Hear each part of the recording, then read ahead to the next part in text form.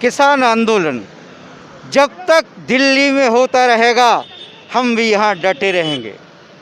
सिवनी के किसान और लोगों का ये कहना है, यहाँ मौजूद कचहरी चौक में कुछ लोग मौजूद हैं जो लगातार दिल्ली के किसानों के साथ आंदोलन में लगे हुए हैं।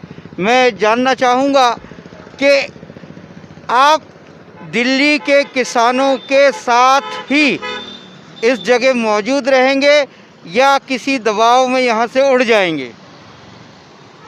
आपको तो मालूम है कि मैंने शिवराज सिंह चौहान से भी चुनाव लड़ा हुआ है। इनके खिलाफ तो हम शुरू से लड़ते आ रहे, इनसे कोई डरने की बात नहीं है। हम किसानों के साथ हैं, रहेंगे और इंसाफ के साथ रहेंगे। किसानों की मांग है कि 3 कानून जो बनाई है सरकार ने उसे रद्द करें, उसके बाद ही कोई बातचीत होगी। क्या आप इससे सहमत हैं? मैं इससे बिल्कुल सहमत हूं, बल्कि मैं तो ये कह रहा हूं कि जो इन्होंने अडानी अंबानी को जो रेलवे और ये अपने एरोड्रम वगैरह दिया है, इनको भी रद्द कराना चाहिए। इनका हर काम रद्द करना चाहिए। किसान लगभग 20-22 दिन हो गए दिल्ली की कड़कड़ाती ठंड में दिल्ली के मैदानों के भरे हुए हैं और किसानों ने सरकार को नाक में दम किया हुआ है। क्या किसान अपनी मांगों को मनवाकर ही दम लेंगे? जी, आज जो मौजूदा दौर में जिस तरह हालात बने हैं, उन हालात पे नज़र डाल करके सोचने पर ये मजबूर होना पड़ता है कि यकीनन ये जो सरकार है वो जनता की चुनी हुई है या फिर थोपी हुई है। और हमारा जो संघर्ष है वो 100% बिल्कुल जिनाइन और न्याय संगत है। चूँकि ये जो काला कानून है, ये काला कानून का बहुत दूर तक कुप्रभाव पड़ेगा और इसमें किसान ही नहीं, मध्यम वर्ग, मजदूर, बीपीएल कार्डधारी सारे के सारे उसके लपेटे में आकर के हैंड टू माउथ होने की स्थिति में आ जाएंगे।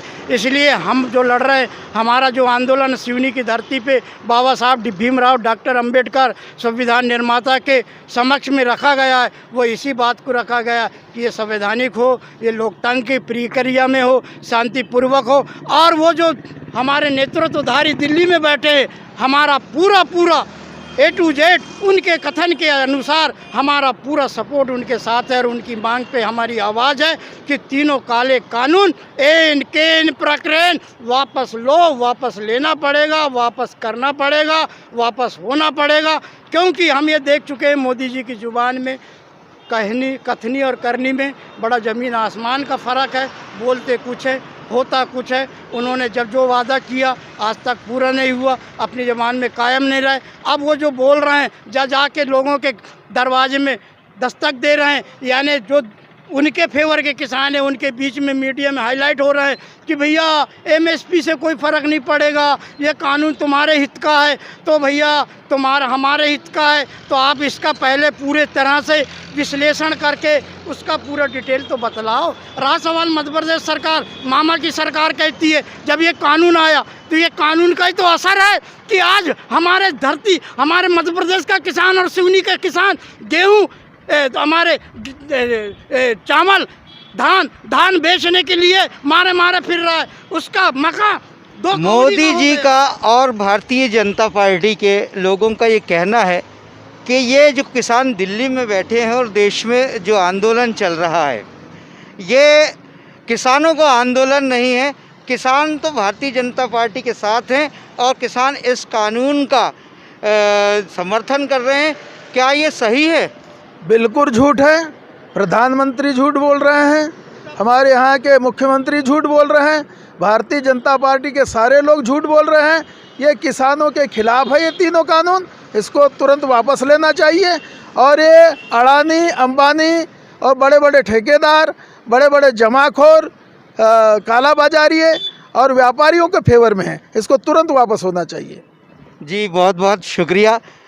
एक बहुत खुशी की बात है कि बोल इंडिया न्यूज़ दिल्ली में किसानों के बीच पहुंचा हुआ है, जहां बोल इंडिया के एडिटर सलीम रहमान भी हैं जो अपनी न्यूज़ें वहीं से दे रहे हैं। और हम सिवनी से बोल इंडिया न्यूज़ के साथ एम रहमान, सिवनी।